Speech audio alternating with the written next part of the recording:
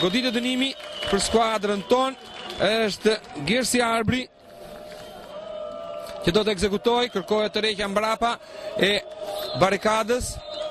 Ndërkohë Gersi Arbri ka goditur top që ka përfunduar drejt për së drejti në rrjet, i zgjuar dhe gëzon me të drejt të Gersi Arbri në minutën e 44, autori golit të barazimit. Gersi Arbri me atë diagonale, me atë prell na kujton vitin 1998 ku ishte Lushnja që barazonte 1-1 me Gersi Arbrin dhe është ai që dy lufton tashme edhe me stafin drejtues.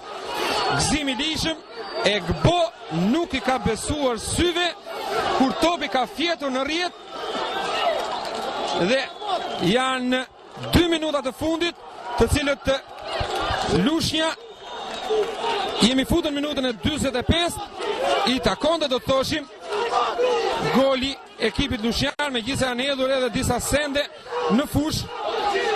Janë forcat e rendit të cilat kërkojnë largimin dhe është Vitali 4 Sino që me sa duket kërkon largimin e sendeve pa problem. Ky takim do të thoshim ku kemi parë një mikpritje nga Bylisi, i gjithë stafi drejtues i Lushnjës është i ngritur në këmbë, ka qenë i zgjuar veprimi i Gersi Arbrit sa po shkryer. Ndërkohë shohim në këmbë të gjithë bankinën lushnjare.